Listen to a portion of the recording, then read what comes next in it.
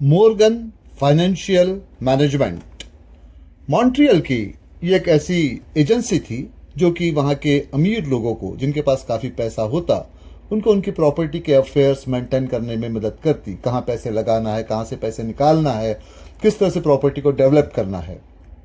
जैसे कि इसका नाम था मॉर्गन फाइनेंशियल मैनेजमेंट। सो मॉर्गन साहब इसके डायरेक्टर थे। इस फाइनेंशियल कंपनी को काफ़ी दिन से वो चलाते आ रहे थे। उनके पास में बहुत सारे एजेंट काम करते जो इस तरह के फाइनेंशियल कोर्सेज को करते और उनके साथ में काम किया करते। ये उनको सैलरी देते, मंथली सैलरी, और बदले में उनको फिर अलग अलग तरह के केसेस दिया करते। जैसे कि लेडी मार्टिना काफ़ी अमीर थी, इनके फादर की मौत हो चुकी थी, प्रॉपर्टी उनके नाम आई थी, पर उनकी एज ज़्यादा नहीं थी, 30 साल के आसपास थी। पैसा काफ़ी सारा था, विला थी और बहुत कुछ था। तो वो ये इनसे सलाह लिया करती कि पैसों को वो कहाँ इन्वेस्ट करे, किस तरह से इसको लगाया करे। तो उसको इस तरह के एजेंट्स वो दिया करते। एजेंट उनसे बात कर लें, उनके पैसे वगैरह इन्वेस्ट कर लें, उसके बाद में जो कमीशन वगैरह मिलेगा उसके ऊपर में राइट जो होता था वो मॉर्गन कंपनी का होता था, और सैलरी उस एजेंट को मिलती थी। काम हो या ना हो, सैलरी एजेंट को मिले और फिर कंपनी को उसका कमीशन मिले। तो एक तरह से एजेंट कंपनी को पैसे कमा कर देता था। कंपनी का काम ये था कि एजेंट की गारंटी ले कि कोई गड़बड़ी वो नहीं करेगा, और जो क्लाइंट है, जैसे कि ये लेडी मार्टिना की बात हो रही है, तो उनको वो उस तरह का एजेंट्स मुहैया करवा दे, अवेलेबल करवा कर दे। इस वक्त मॉर्गन अपने चैम्बर में बैठे हैं, जहां पर कि वो अपने एजेंट रॉजर से बात कर रहे हैं। रॉजर हैंडसम है, बातचीत करने में बड़े होशियार हैं। जिंदगी के बारे में, लाइफ पार्टनर के बारे में इनकी जो ख्यालात है बड़े ऊंचे हैं। हालांकि वो एक टाउन से आए हैं, एक कस्बे से आए हैं, लेकिन वो मॉन्ट्रियल इसी चक्कर में आए हैं कि यहाँ पर कोई अच्छी सी जॉब मिल जाए तो कोई खूबसूरत सी लड़की उनकी लाइफ पार्टनर बन जाएगी। भाई आखिर उनकी उम्र भी अब कुछ 30 साल के आसपास होने को तो आई है। मुश्किल ये है कि रॉजर की जहाँ जितनी खूबियाँ हैं वहाँ एक कमज़ोरी भी है, वो बहुत ज़्यादा पैसे कमा नहीं पाते, और दूसरी बात यह है कि उनका खर्च बहुत ज़्यादा है, तो हमेशा फाइनेंशियल ट्रबल में रहते। तो एक आदमी जो कि फाइनेंशियल मैनेजमेंट कंपनी के लिए काम करता हो, उसके खुद के ही फाइनेंसेस खराब हैं। बहरहाल मॉर्गन साहब रॉजर से कह रहे कि देखो रॉजर, मैं इस कंपनी को चलाता ज़रूर हूँ, मगर इसका मालिक मैं नहीं हूँ, बोर्ड ऑफ डायरेक्टर्स है। तुम जानते ही हो, एजेंट्स हमारे यहाँ काम करते हैं, पैसे कमाते हैं, तो कंपनी उनको सैलरी देती है। भाई तुमको मैं पिछले 2 सालों से लगातार देख रहा हूँ, जो भी क्लाइंट मैं तुमको देता हूं वो क्लाइंट तुम्हारे साथ काम ही नहीं करना चाहता। ऐसे से काम नहीं चलेगा। तुम्हारी प्रॉब्लम यह है कि तुम उस क्लाइंट पे फोकस करने की बजाय अपनी जाती जिंदगी पर ज्यादा फोकस करते हो। भाई तुमको क्लाइंट के साथ में अच्छी तरह से काम करना चाहिए। तो रॉजर ने जवाब दिया कि सर, इससे होता क्या है, हम मेहनत करते हैं, प्रॉफिट उनको मिलता है, हमारे हाथ में थोड़ी सी सैलरी आती है। दूसरे वर्ड में कहा जाए तो हम मूंगफली छीलने को बैठते हैं, छिल के हमारे हिस्से में आते हैं, और सारे दाने, सारे जो उसके सीड्स होते हैं वो लोग लेकर जाते हैं। हमारी मेहनत तो बेकार ही जाती है। तो मॉर्गन ने कहा बस तुम्हारा यही ख्याल तुमको डुबा रहा है। देखो भाई, मैंने तुमको काफ़ी सहन कर लिया, इससे ज़्यादा मैं तुमको सपोर्ट नहीं कर पाऊंगा। एक आखिरी क्लाइंट है जो मैं तुमको देता हूँ, यह है लेडी मार्टिना। इसके बारे में तो तुम थोड़ा बहुत जानते हो, कि नहीं जानते हो तो फाइल को पढ़ लो, इसको ऑफिस में पढ़ लो। आज शाम में तुम्हारी उससे मीटिंग होने जा रही है, तो ये कोशिश करना कि इस मीटिंग में कोई गड़बड़ ना हो। क्योंकि देखो भाई, मैं नहीं चाहता कि तुम इस कंपनी को छोड़कर जाओ, यहाँ से तुमको हटाया जाए, लेकिन बोर्ड ऑफ डायरेक्टर्स यही कहते हैं कि एक आखिरी मौका इसको दे दिया जाए। अगर ये नहीं करता है तो इसको हटाना ही पड़ेगा, दूसरा कोई चारा नहीं है। मेरी सिंपैथी तुम्हारे साथ है, लेकिन मुझे अपनी भी नौकरी बचानी है। ऐसे से कैसे काम चलेगा। खैर, अब रॉजर इस बात को समझते थे कि मॉर्गन साहब को उस कंपनी से तो कोई हटा नहीं सकता। हाँ, ये हो सकता है कि बोर्ड ऑफ डायरेक्टर्स उन पर प्रेशर डाल रहे होंगे। तो रॉजर ने वो फाइल ले ली, लौटकर अपने कैबिन में आए। जब कैबिन में आए तो वहाँ उन्होंने देखा कि एलन नाम का उनका एक दोस्त जो उसी कंपनी में काम करता था वो बैठा हुआ था। रॉजर को देखकर वो खड़ा हुआ, उनसे गले मिला। अब एलन और रॉजर की दोस्ती काफ़ी पुरानी थी, 2 साल पुरानी। जब रॉजर वहाँ आए थे तब से एलन ने उनकी काफ़ी मदद की थी। एलन ने कहा कि इस कंपनी में उसका आखिरी दिन है, जॉब छोड़ के जा रहा है। उन्होंने कहा क्यों? तो मुस्कुराया, उसने कहा कि जिस लेडी मार्टिना का केस तुमको दिया गया वो मेरे पास में था। वो लेडी नहीं है, वो एक पागल औरत है, शोर मचाते रहती है, हर चीज में उसको प्रॉफिट चाहिए, हमारा खून चूसना चाहती है। मैंने दिन रात कोशिश की, हर तरह का काम किया, उसको मैं खुश नहीं कर पाया। आखिर में उसने कंपनी में मेरी शिकायत कर दी, तो मुझे कंपनी छोड़ के जाना पड़ रहा है, और वो केस अब तुम्हारे पास में आ गया है। तुमको इसके लिए होशियार रहने की जरूरत है। ऐसे नहीं है कि तुम जाओगे और काम शुरू कर दोगे, मेरी मानो तो इस केस को छोड़ो, तुम भी इस जगह को छोड़ दो और मेरे साथ में चलो। क्योंकि ऐसे है कि अगर इस कंपनी से तुमको हटा दिया जाता है, तुम रिजाइन नहीं करते हो, तो तुम्हारी बदनामी बहुत ज्यादा होगी, कहीं तुमको कोई काम नहीं मिलेगा। लेकिन अब रॉजर उस वक्त तो जानते थे कि एलन थोड़ा सा इमोशनल भी हो रहा है, और जाहिर सी बात है, आपकी नौकरी गई है, आप परेशान हो रहे हो, तो इस तरह की बातें तो करेंगे ही।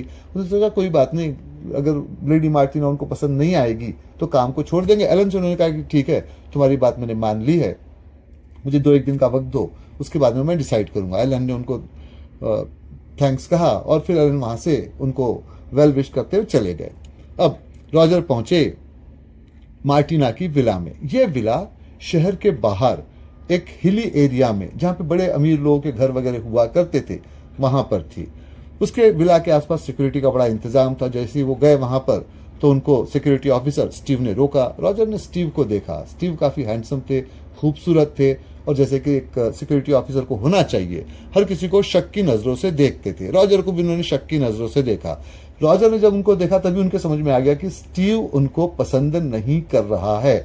अब ये आमतौर पर, हमेशा नहीं मगर आमतौर पर होता है कि एक हैंडसम पर्सनालिटी अगर मेल हो, तो वो दूसरे मेल पर्सनालिटी को, जो उतनी ही हैंडसम हो, पसंद नहीं करती।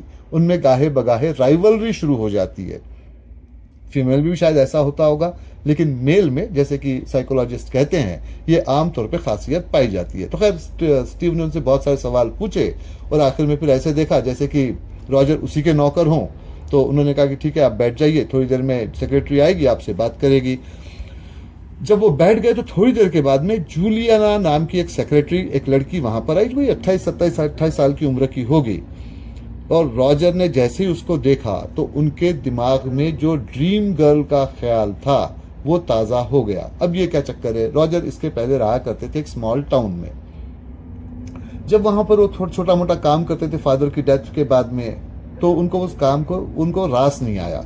उनको लगा कि यहाँ रहते हुए जो उनकी पर्सनालिटी से मैच करने वाली लड़की है, वो यहाँ तो मिलने से रही।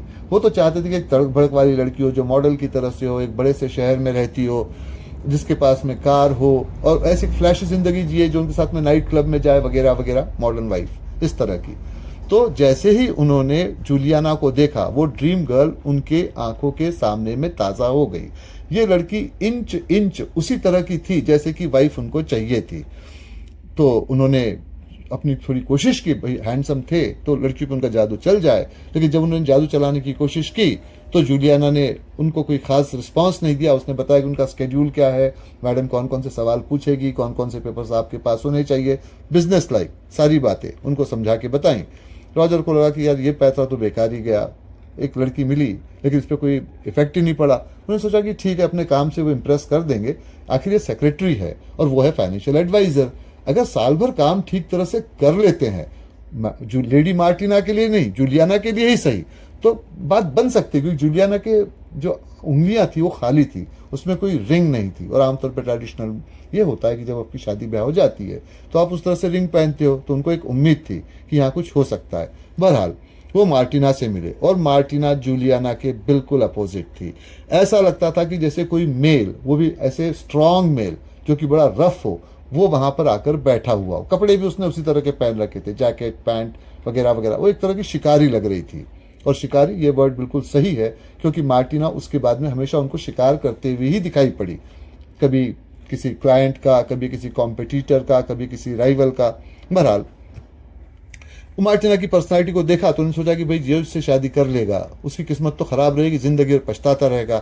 उनका सोचना बिल्कुल सही निकला। मार्टिना काफी र्यूड थी, काफी सख्ती से बात कर रही थी, उनको कई तरह की वार्निंग दे रही थी। तो मार्टिना ने साफ कहा कि देखो भाई, इसके पहले तुम्हारी कंपनी ने भेजा था एलन को, काम कर रहा था, लेकिन वो उस तरह से नहीं कर पा रहा था जैसे मैं चाहती थी। उसने एक मोटी सी फाइल निकाल के रखी, उसने कहा ये है, तुम्हारे पास में 3 दिन का वक्त है, 3 दिन तक इसको देख लो, अपना प्लान बनाओ, मेरे पास में ला कर दो, और नहीं कर पाते हो तो इस जॉब को छोड़ो। मैं नहीं चाहती हूं कि मैं तुम्हारी कंप्लेन करूं और तुम्हारी नौकरी जाए। अब रॉजर ने सोचा कि अगर इस तरह से इस मर्दनुमा औरत के साथ काम करने की जरूरत पड़ेगी तो कब तक यहाँ वो रहेंगे। जब भी ऐसा कोई मौका आता तो रॉजर तमारा से मिलने जाते। तमारा ये उन्हीं के उसी टाउन से आई थी जहां से रॉजर थे और रॉजर के पहले आई थी। दरअसल तमारा जब उस टाउन में रहा करती थी तो उसके फादर स्टेप फादर थे। अब उनके भी कुछ 2 बच्चे थे, फादर की डेथ हो गई, माँ ने कोई विल की नहीं थी। प्रॉपर्टी उनके पास में वहां थी, कुछ जमीन जायदाद थी, कुछ फार्मिंग था, एक अच्छा बड़ा सा घर था, लेकिन अब चूंकि विल डिक्लेयर नहीं थी और जैसे कि कनाडा के रूल्स होते हैं तो वहां पर उस प्रॉपर्टी को गवर्नमेंट ने उस वक्त सीज कर लिया था। मैटर कोर्ट में चल रहा था, कोर्ट डिसाइड करेगा तब वो प्रॉपर्टी का फैसला होगा। वैसे कायदे से वो प्रॉपर्टी मिलनी चाहिए थी पूरी तरह से तमारा को, क्योंकि उसकी माँ की थी। फादर तो स्टेप थे, लेकिन उस बात को वो साबित नहीं कर पा रही थी तो बड़ी मुश्किल हो गई थी, प्रोसेसिंग में चीज अटक गई थी। तो बेचारी वहां पर कुछ उसको काम न मिले तो इस शहर में, क्योंकि खर्च वगैरह तो करना ही था, तो यहाँ वो चली आई। अब उसने यहाँ पर जो सॉलिसिटर थे, जो वकील थे जिनका काफी नाम था, उनके ऑफिस में काम करना शुरू किया। उसकी 2 वजह थी। वही सॉलिसिटर उसका वो केस भी लड़ रहे थे, उसके एवज में बहुत कम पैसों पर उनके लिए वो काम कर रही थी। और फॉर्चुनेटली या अनफॉर्चुनेटली वही सॉलिसिटर लेडी मार्टिना के भी मैटर्स को, अफेयर्स को देखा करते। बहरहाल रॉजर उस सिलसिले में मिलने नहीं गए, वो इसलिए गए थे कि जब भी वो सलाह उनको लेनी होती वो तमारा से ही सलाह लेते। हालांकि तमारा का लुक काफी ऑर्डिनरी था ये रॉजर की नजरों में। एक किताबी चेहरा था जिसको हम बदसूरत नहीं कह सकते, एक मासूम सा चेहरा, और फिर पर्सनालिटी भी घरेलू तरह टाइप की थी। वो मॉडल की तरह से नहीं थी जैसे कि वो लेडी मार्टिना थी, लेकिन रॉजर को उसको देखकर कभी भी रोमांटिक ख्याल उनके दिमाग में नहीं आ सकते थे। तो बहरहाल वो वहां पर जब बैठे तो उसको सारी बातें बताई कि भाई देखो, तुम्हारी वो जो लेडी मार्टिना का केस है वो मेरे पास में आया हुआ है, तो ऐसे में अब मैं क्या करूं, वो तो इस तरह की धमकियां देती है, ये काम कैसे किया जा सकता है। तो उसने कहा कि देखो, मैंने उसके बारे में बहुत ज्यादा पूछताछ नहीं की है। 1-2 बार मेरे पास में कुछ पेपर्स वगैरह आए थे प्रिपेयर करने के लिए। अब वैसे यह कॉन्फिडेंशियल बात, मगर तुम हो मेरे दोस्त तो मैं तुमको समझा सकती हूँ। उसके स्टाफ में जो भी काम करता है उनको वो कुछ ना कुछ अपने विल में देती है। ठीक है, स्ट्रांग है, इसलिए जल्दी मौत नहीं होगी, लेकिन उसके लिए काम करते रहो। भाई जब भी कभी होगा तुम्हारे बुढ़ापे की वो पेंशन हो जाएगी, एक तरह से कुछ ना कुछ तुमको वहां से मिलेगा। सख्त है, मैं समझ सकती हूँ, लेकिन काम अगर ज्यादा करते रहोगे उसके लिए तो उतना ही अच्छा रहेगा, क्योंकि इस शहर में रहने के लिए कुछ ना कुछ तो तुमको चाहिए। रॉजर ने उसकी बात, तमारा की बात को सुना। तमारा ने उनसे कहा कि देखो भाई, तुमने ये जो मैंने तुम्हें अभी बताया है कि उसने अपने विल में सभी अपने वर्कर्स के लिए कुछ ना कुछ प्रोविजन रखा है, कुछ ना कुछ उनको मिलेगा, ये बात बाहर मत बताना, मेरी नौकरी चली जाएगी। मैंने तो तुमको समझाने के लिए बताया कि उसके लिए काम करते रहो। रॉजर ने उसको एश्योरेंस दे दिया। रॉजर वहां से लौट आए। अब रॉजर ने उन फाइल्स को देखा जो लेडी मार्टिना ने उनको दी थी। उन्होंने देखा कि भाई एलन ने इन्वेस्टमेंट कर रखी है, लेकिन ये वो इन्वेस्टमेंट है जो लॉन्ग टर्म है, जल्दी में उसको प्रॉफिट नहीं मिलता है। रॉजर ने एक रिस्क उठाने का डिसीजन लिया। अभी उस वक्त कुछ तकरीबन शाम के कुछ 4:30 वगैरह बजने जा रहे थे, तो उसने स्टॉक मार्केट्स के अंदर सारी चीज़ों को देखा। पर जहां पर उसको लगा कि भाई स्टॉक्स काफ़ी लो है, इसमें काफ़ी प्रॉफिट हो सकता है, ऐसे कुछ 10 अलग अलग कंपनीज में उसने वो सारे स्टॉक्स को इन्वेस्ट करवा कर शेयर करवा दिया और वहां से वो लौट आए। तकरीबन 1 हफ्ता निकला और वहां से काफ़ी सारे पैसे उनको मिल गए। लेकिन 1 हफ्ते के बाद में मार्टिना उन पर काफी लाल पीली भी, उनको कमरे में ले जाकर बैठाया, कमरे को बाहर से अंदर से बंद किया और उनसे कहा कि यहाँ की बाहर न जाए। तुम्हारी इतनी हिम्मत कैसे हुई कि मुझसे पूछे बगैर तुमने वो पैसे इन्वेस्ट कर दिए? ये तो एक तरह की धोखाधड़ी है। अब ऐसा था कि पिछले 1 हफ्ते से रॉजर वैसे भी एक मेंटल प्रेशर से गुजर रहे थे। ऊपर से ये धमकियां, भाई तुमको प्रॉफिट कमा के दिया, ऊपर से तुम धमकी दे रहे हो।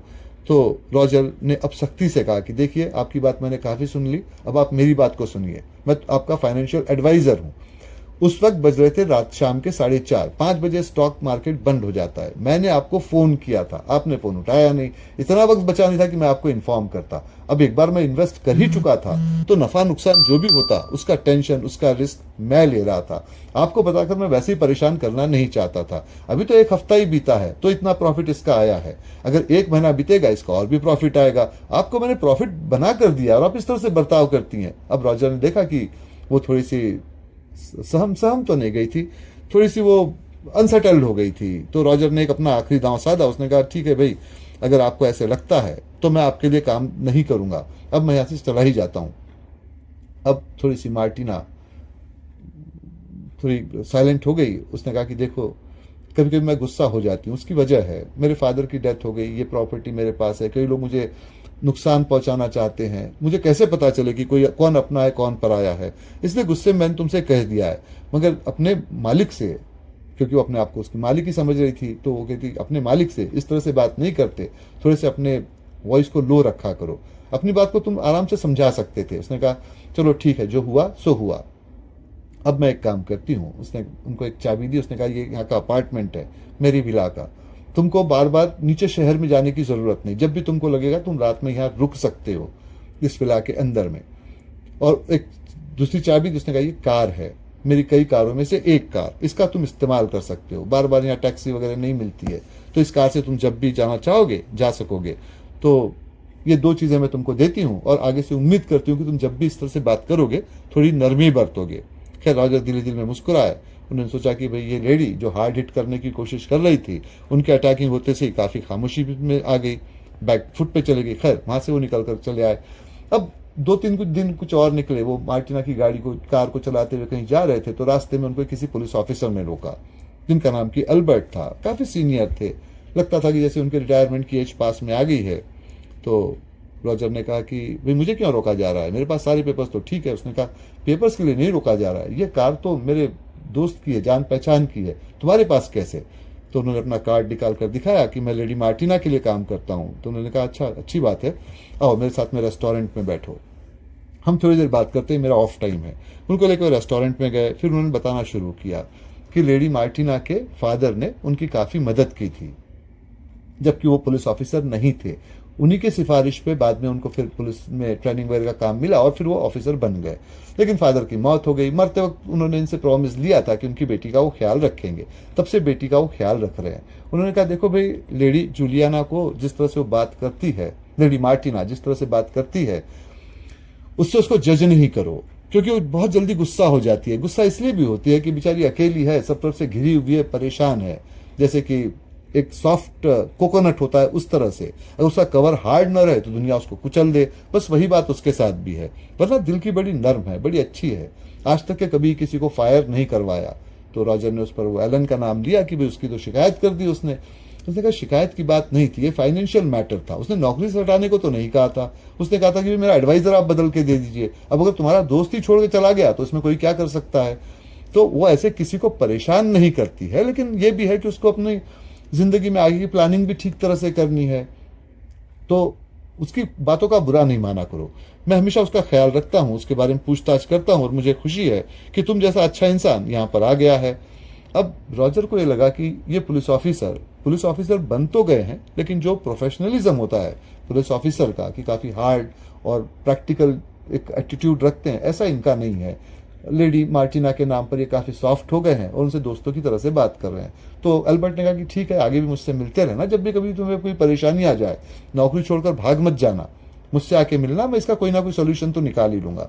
रॉजर ने इसके लिए हाँ कह दिया। अब 3-4 दिन कुछ और निकले। लेडी मार्टिना का जो विला था, उस विला के पीछे में एक बड़ा सा स्विमिंग पूल था। लेडी मार्टिना हमेशा शाम के वक्त वहां पर अपनी एक आर्म चेयर होती थी, जो आमतौर पे स्विमिंग पूल के किनारे होते हैं, वहां बैठकर कुछ ड्रिंक्स वगैरह वो लिया करती और फिर जब सनसेट हो जाता, थोड़ा अंधेरा हो जाता, तो वहां से उठ के वो चली आती। रॉजर हमेशा उसको उस तरह से बैठे देखते। तो मार्टिना का कहना था कि जब वो इस तरह से बैठती है तो उसको कोई डिस्टर्ब ना करे, क्योंकि वो बिजनेस का, कल का, आगे फ्यूचर का क्या प्लानिंग है उस बारे में वो सोचा करती है। तो खैर वो वैसे ही कुछ था। तो रॉजर के पास कुछ पेपर्स थे, वो सोचते थे कि भाई मार्टिना अंदर आ जाए तो उसको वो पेपर्स दिखा दें और उसके बाद में वो सोने के लिए अपने कमरे में चले जाएं, वरना तो बड़ी परेशानी की बात है कि सारी देर उनको बैठा रहना पड़े। मार्टिना अपने आर्म चेयर से उठी, शायद उसने कुछ ज्यादा शराब पी रखी थी। पूल के पास से गुजरते हुए उसका पैर फिसला और वो पानी में गिरी। रॉजर को लगा पानी में गिरी है तो निकल भी आएगी, भाई तैरना तो आता ही होगा, लेकिन ऐसा नहीं हुआ, वो डूबने लगी। अब रॉजर के पास कुछ ज्यादा वक्त नहीं था, तो उन्होंने अपने आप को वहां से संभाला, कूद कर बाहर पहुंचे, पानी में कूदे, उसको निकाल, स्विमिंग पूल से बाहर निकाला किसी तरह से, उसके कमरे तक लाए। मार्टिना ने, उसका नशा तो खैर उतर ही गया था, तो उसने कहा कि 2 मिनट का वक्त दो, बाहर बैठो, मैं आती हूँ, तुमसे मिलकर कुछ बात करूंगी। वो गई, अपने कपड़े बदल कर आई और फिर आके रॉजर से मिली। उसने कहा कि देखो रॉजर, मुझे तैरना नहीं आता, ये मेरे पेरेंट्स का बनाया हुआ स्विमिंग पूल है, जब यहाँ मैं बैठ जाती हूँ तो पेरेंट्स की याद में खो जाती हूँ। मैं छोटी थी, यहाँ बैठी रहती, वो इसमें तैरते, मैं उनको देखती। मेरी दुनिया में अब और कोई नहीं जिस पर मैं भरोसा कर सकूँ, एक वही है जिन पर मैं भरोसा करती थी। तो अब वो तो दुनिया में रहे नहीं, तो यहाँ स्विमिंग पूल के पास में बैठकर मैं उन्हीं की याद को ताज़ा किया करती हूँ। अब कहने को तो उसने कह दिया। रॉजर को इतनी अकल थी भाई, जिसकी पर्सनालिटी हैंडसम हो, अट्रैक्टिव हो, जिसका कि अपोजिट जेंडर से इस तरह से पाला पड़ता हो, तो वो उसे इस बात का पता होता है कि कौन किस तरह से कैसी बात कर रहा है। और लेडी मार्टिना जिस तरह से उनसे बात कर रही थी, उसके बात में वो जो प्रोफेशनलिज्म था, एक जो मालिक वाली खनक थी, वो नहीं थी। जाहिर सी बात थी, जब वो पानी में कूदे, पानी से उसको बचाया, तो जो उनका उसके साथ में बॉडी का क्लोजनेस आया था, उससे वो थोड़ा सा रोमांटिक यहाँ पर हो गई थी। मगर इसके साथ में रोमांटिक होना, ये तो बड़ा मुश्किल काम था। अब ये रॉजर के वर्ड्स हैं, वो ये सोचते थे कि इससे प्यार करने के बजाय तो किसी बनमानुष से प्यार किया जाए, वो ज्यादा अच्छा है। ये प्यार करने की चीज है, ये तो डराने की चीज है एक तरह से। खैर वो उस वक्त तो चुपचाप रह गए, वहां से वो लौट कर आए। अब यहां पर मार्टिना और जूलियाना, इनकी कुछ एक मीटिंग थी, तो वो मीटिंग रॉजर के ख्याल में आने लगी। अब देखिए, ऐसा है कि मार्टिना भी एक तरह की फीमेल ही थी और वो बहुत जल्दी भांप जाती थी कि किसका अट्रैक्शन किधर है। उसने रॉजर को देखकर एक थोड़ा सा स्टेप फॉरवर्ड लिया था। ये बात वो जान गई थी कि रॉजर का उसमें कोई बहुत ज्यादा इंटरेस्ट तो है नहीं, लेकिन साथ साथ वो ये भी देख रही थी कि रॉजर जूलियाना में इंटरेस्टेड है। उसकी वजह भी थी, जूलियाना उनकी ड्रीम गर्ल थी, तो उसमें तो इंटरेस्टेड रहेंगे। और यहां से मार्टिना जूलियाना की काफी इंसल्ट करने लगी। अब रॉजर जूलियाना को समझाने के लिए हमेशा उससे मिलते, उससे बातचीत करते, उसकी हिम्मत बढ़ाने की कोशिश करते। अब ऐसा होता है कि जब आप किसी को अपना कंधा रोने के लिए देते हो, तो शुरू में तो हमदर्दी रहती है, धीरे धीरे प्यार में डेवलप हो जाती है। रॉजर के लिए पहले से ही प्यार था और जूलियाना के लिए अब ये ज्यादा कुछ होने लगा। और जितना जूलियाना उनके करीब आने लगी, उतना ज्यादा मार्टिना जूलियाना के बारे में और ज्यादा शक करने लगी। तो उसने एक दिन रॉजर को बुलाकर कहा कि देखो रॉजर, मैंने अपनी विल बनाई है, इस विल में मैंने सभी के नाम से कुछ ना कुछ प्रोविजन रखा है। फिर उसके बाद में सरकास्टिक ढंग से मुस्कुराई। उसने कहा कि ठीक है कि मैंने पैसा रखा है सबके नाम से, तुम्हारे नाम से, जूलियाना के नाम से, और इवन वो स्टीव जो मेरा बॉडीगार्ड है, जो मेरा सिक्योरिटी ऑफिसर है, उसके नाम से भी। पर इनको ये सब मिलने के लिए पहले मैंने मरना तो चाहिए, इसके पहले ये नौकरी छोड़ के चले जाएंगे तो इनको क्या मिलेगा। और वो बड़ी जोर से हंसी। जब वो हंसी तो रॉजर इससे बड़े परेशान हो गए कि भाई इसके जीते जी वो जूलियाना तक नहीं पहुंच पाएंगे, ऐसे में कैसे होगा। तो उन्होंने जूलियाना से बात करने का डिसीजन लिया। एक दिन उन्होंने जूलियाना से पूछ ही लिया कि देखो जूलियाना, हम एक दूसरे को चाहते हैं, क्या जरूरत है कि इसकी नौकरी करें। जूलियाना सीरियस हो गई। उसने कहा कि ऐसे नहीं हो सकता, मेरे फादर इसके लिए काम किया करते थे, इससे बहुत सारा कर्ज लिया था, कुछ उसके ऊपर में उन्होंने बॉन्डेशन पे वगैरह कुछ सिग्नेचर वगैरह कर दिए थे, तो वो इसकी नौकरी छोड़ के नहीं जा सकते थे। उनकी जब तबीयत खराब होने लगी, उनको इलाज के लिए पैसों की जरूरत थी, इसने पैसे तभी दिए जब मैंने उस बॉन्ड पे साइन कर दिए। तो इस तरह से अब मैं बंधी हुई हूँ। खैर वो पैसों से मेरे फादर तो बच नहीं पाए, मगर मैं इसके गुलाम बन गई, तो अब इसके लिए मैं काम कर रही हूँ, नौकरी छोड़कर नहीं जा सकती। तो उन्होंने कहा ये तो तुम्हारी बड़ी इंसल्ट करती है। उसने कहा इंसल्ट तो करती है, लेकिन अगर इंसल्ट से बचना है तो एक ही तरीका है, वो ये कि मैं सुसाइड कर लूं, वरना दूसरा तरीका तो मेरे पास में है नहीं। रॉजर परेशान हो गए कि जिससे वो प्यार करते हैं वो उनसे शादी कर नहीं सकती, और जिससे शादी नहीं करना चाहते वो उनसे शादी करना चाहती है, यानी कि लेडी मार्टिना शादी तो करना नहीं चाहती, पर उनके लिए बड़ी रोमांटिक हुए जा रही है। ऐसे में उनकी मुलाकात कुछ 2-1 दिन के बाद में उसी ऑफिसर अल्बर्ट से हुई। अल्बर्ट उस दिन थोड़े से कुछ अलग मूड में थे और उन्होंने पुलिस के ऑफिसर के कपड़े भी नहीं पहन रखे थे। उन्होंने कहा कि आज मेरी ऑफ ड्यूटी है, क्योंकि आज मेरी मैरिज एनिवर्सरी है, अकेले मना रहा हूँ, मेरी वाइफ की तो डेथ हो गई है, मेरी वाइफ का नाम अमेलिया है, आओ भाई उसका किस्सा तुम्हें सुनाता हूँ। तो उन्होंने सुनाना शुरू किया कि भाई अमेलिया वहीं रहा करती थी जहाँ मैं रहता था, उसको मैं काफ़ी अरसे से जानता था, वो मुझे काफ़ी पसंद थी, उससे मैं शादी भी करना चाहता था, लेकिन मुझे मेरे अंकल ने पाल पोस कर बड़ा किया था और वो चाहते थे कि उनकी कोई दूर के रिश्तेदार की लड़की थी जो काफ़ी खूबसूरत तो थी लेकिन बड़ी सख्त किस्म की थी, मैं उससे शादी कर लूँ, मैं नहीं चाहता था। मैं अमेलिया से शादी करना चाहता था। उस वक्त सिचुएशन ये थी कि अमेलिया को पाने के लिए मैं किसी का भी खून कर लेता, मैंने वो प्लान भी कर लिया था। लेकिन तब अमेलिया ने मुझे उससे रोका, मुझे समझाया। तो उसने कहा कि देखो, हमेशा there is the power in silence, खामोश रहने में काफी पावर होता है। आप साइलेंस रहोगे, वक्त निकल जाएगा। खैर बहरहाल मैंने उससे शादी कर ली, मैं यहाँ चला आया। फिर बाद में मुझे इनके फादर ने मदद की, लेडी मार्टिना की, तो मैं फिर पुलिस में भी आ गया। उसके बाद में भी अमेलिया का बर्ताव मेरे साथ बड़ा अच्छा रहा। शायद तुम्हें नहीं पता, मुझे जुआ खेलने का शौक था, मैं जुआ खेलता था। अमेलिया इस बात को जानती थी, कभी जाहिर नहीं किया, हमेशा खामोश रही। इससे यह हुआ कि हमारी जो मैरिड लाइफ थी वो हमेशा बची रही। और जब वो डेथ बेड पर थी, उसकी मौत होने वाली थी, तब उसने मुझसे यही प्रॉमिस लिया कि मैं कभी आगे से जुआ नहीं खेलूंगा, क्योंकि अब आगे घर को मैनेज करने के लिए वो अवेलेबल नहीं रहेंगी। और ये कहकर अल्बर्ट रोने लगे। रॉजर ने उनको तसल्ली दी, उनको विदा किया। लेकिन जो अल्बर्ट ने बात कही वो उसके दिमाग में अटक गई कि मैं अमेलिया को, यानी कि अपने वाइफ को पाने के लिए किसी का खून भी कर सकता था। अब देखिए, रॉजर उस वक्त यंग थे, और यंग में जो इंटेलिजेंस होता है वो जोश से ज्यादा काम लेता है, खासतौर पर तब जब आप प्यार मोहब्बत में हो। तो वही बात यहाँ पर भी थी। अब वो प्यार मोहब्बत के चक्कर में थे।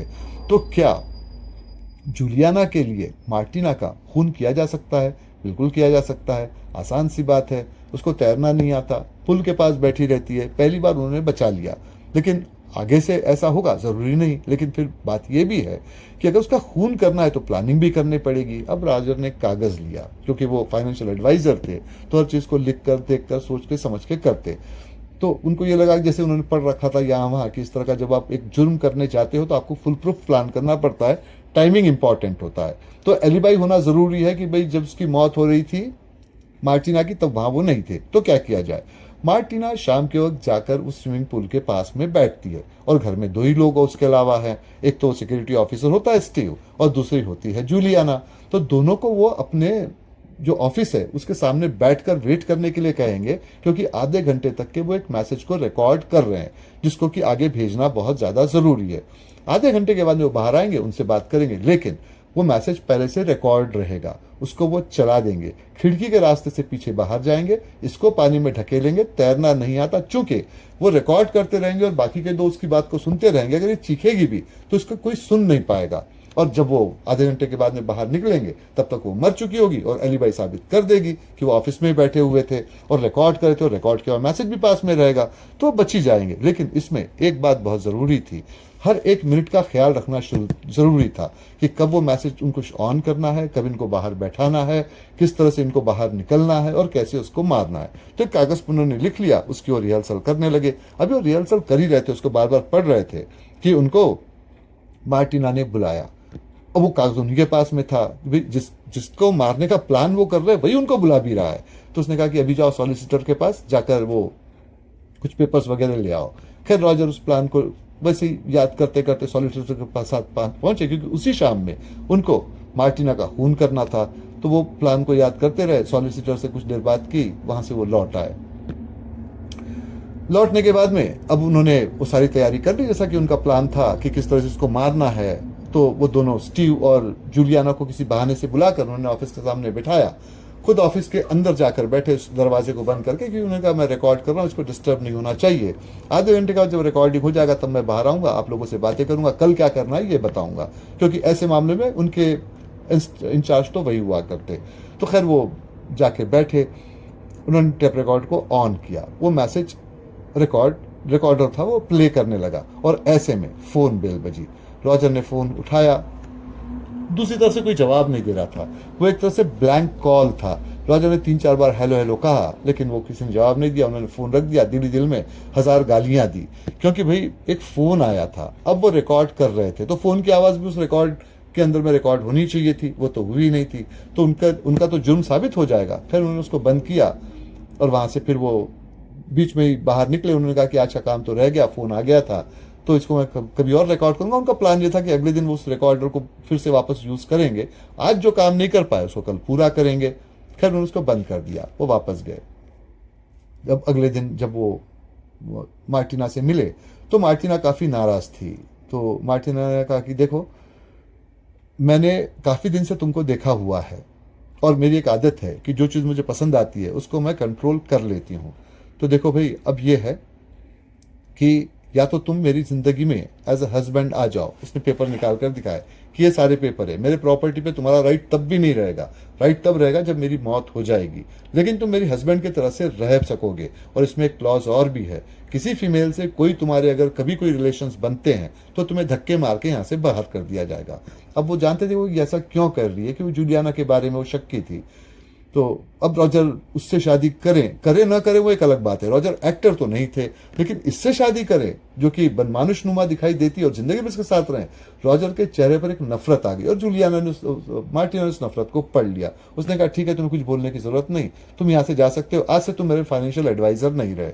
अब रॉजर हैरान हो गए मॉर्गन के ऑफिस में। तब तक मॉर्गन को लेडी मार्टिना ने फोन कर दिया था। मॉर्गन ने कहा देखो भाई, मैंने तुमसे पहले ही कहा था कि अगर ये नौकरी जाती है तो इस कंपनी से तुमको अलग होना पड़ेगा, और अब तुम्हारे पास में दूसरा कोई तरीका नहीं है, तो तुमको यहाँ से अलग किया जाता है। रॉजर हैरान परेशान, क्या करें। अब वो अपने घर आए ही थे कि उनको फिर फोन आ गया। तो फोन करने वाली तमारा थी। तमारा ने कहा कि देखो, सॉलिसिटर ने मुझे अभी भी बताया है कि वो जो प्रॉपर्टी का जो केस था वो मेरे फेवर में आ गया है, तो एक खुशखबरी है। तो रॉजर ने उस पर कहा मेरे पास में एक बुरी खबर है, वो ये कि मेरी नौकरी चली गई है। तो तमारा ने थोड़ी देर सोचा, उसने कहा कि ऐसे करो, मुझसे आके मिलो, हम बातचीत करते हैं। तो रॉजर जाके तमारा से मिले। तमारा ने कहा देखो, प्रॉपर्टी मेरे हाथ में आई जरूर है, लेकिन अभी भी अड़चने बहुत सी हैं। मेरे सौतेले भाई वहां पर है, प्रॉपर्टी को मैनेज करने का मेरा एक्सपीरियंस नहीं है। मैंने लॉ में कोर्सेज जरूर किए, सॉलिसिटर के लिए मैं काम भी करती थी, लेकिन प्रॉपर्टी आ गई, इसके लिए काम करने की जरूरत नहीं, काफी कम पैसे में मैं काम कर रही थी। तो मेरे फाइनेंशियल एडवाइजर की तरह से तुम वहां चलो भाई, तुम्हारा अपना भी वो टाउन है, वहां तुम काम करोगे। ऐसा नहीं है कि मैं तुमको मुफ्त में पैसा दूंगी भाई, तुम जिस तरह से यहाँ दूसरों के लिए पैसा कमा रहे थे वहां मेरे लिए वहां कमा लेना, इस तरह से काम चल जाएगा। तो खैर रॉजर ने उस बात को मान लिया। वहां से वो चले गए। 2-3 दिन के बाद में उसी टाउन में दोनों पहुंचे। रॉजर तमारा के लिए काम करने लगे। उनका अपना खुद का भी घर था जहां वो आराम से रहा करते थे। ऐसे में एक दिन उनको अल्बर्ट का फोन आया। अल्बर्ट ने बताया कि रॉजर, तुम्हारे लिए खबर है, मैंने स्टीव और जूलियाना को गिरफ्तार कर लिया है। इन्होंने सीक्रेटली शादी कर ली थी और ये कोशिश कर रहे थे कि किसी तरह से मार्टिना को खत्म कर दिया जाए, जिससे कि उसकी प्रॉपर्टी में जो इनके नाम वगैरह हैं, जो विल वगैरह है, उसका पैसा मिल जाए। तो ये हर तरह से कोशिश कर रहे थे, लेकिन वो कोशिश कामयाब नहीं हुई, तो उनको मैंने गिरफ्तार कर लिया है। अब रॉजर सोचने लगे, तो इसका मतलब ये था कि जूलियाना पहले से ही मैरिड थी और वो कोशिश ये कर रही थी कि रॉजर उसके खातिर मार्टिना को किसी तरह से मार दें, आज न मारे तो कल मारे, और उसको उसका बेनिफिट मिल जाए। उन्होंने सोचा वो तो ठीक है, लेकिन वो मार भी देते, लेकिन वो कॉलर कौन था जिसका कॉल उनको आया हुआ था, वो उनके समझ में नहीं आया। और उनके समझ में ये भी नहीं आया कि भाई जिस चिट पर वो इतनी प्रैक्टिस कर रहे थे कि कब फोन उठाना है, कब उसको मारना है, किस तरह से वो डिक्टेशन को कंप्लीट करना है, कब खिड़की से बाहर निकलना है, कब मार्टिना को पानी में धक्का देना है, वो कागज भी उनको नहीं मिल रहा था। वो शायद वो कहीं गिरा आए थे। खैर ऐसे में एक दिन जब वो अपने बैग को साफ कर रहे थे तो उसमें उनको कुछ पेपर्स मिले। ये पेपर्स लेडी मार्टिना के पेपर्स थे। उन्होंने पेपर्स को देखा तो उसमें फोन बिल था। लेडी मार्टिना इस बारे में काफी सख्त थी कि कहां से कितने फोन किए गए, कितनी उनको कॉलें आई है, वो सारा हिसाब उसमें रखा रहता, फोन ऑफिस से मंगवा लिया करती। तब उनको दिखाई दिया कि जिस रात को उन्होंने लेडी मार्टिना का मर्डर प्लान किया था और उनको फोन आया था, ये फोन सॉलिसिटर के ऑफिस से आया था। ओह, तो ये फोन करने वाली तमारा थी जिसने कि ब्लैंक कॉल किया था। इसका मतलब है कि वो जो अपनी पर्ची थी जिसपे उसके मर्डर करने का प्लान था, वो वहां कहीं गिरा आए थे। उसको तमारा ने पढ़ लिया था और उनको खून करने से रोकने के लिए उसने फोन किया, लेकिन उसने ये बात कभी उनके सामने में जाहिर नहीं की। तो इसका ये मतलब है कि उसने जो अल्बर्ट पुलिस ऑफिसर ने कहा था कि जो उनकी वाइफ अमेलिया में पावर था, पावर ऑफ साइलेंस, यही पावर इस लेडी के अंदर भी है। और ये एक अच्छी लाइफ पार्टनर साबित हो सकती है, क्योंकि जानते हुए कि वो किसी का मर्डर करने जा रही, ये बात नहीं बताई, फिर भी उनको मर्डर करने से रोका, तो उनको वो कितना चाहती होगी। और फिर खैर उसके 2 हफ्ते के बाद ही वहां एक ट्रेडिशनल ढंग से वो तमारा से शादी कर रहे थे। तो इतना सारा किस्सा, आपके जो भी सवाल हो यहाँ रखे, उनके जवाब आपको देता हूँ।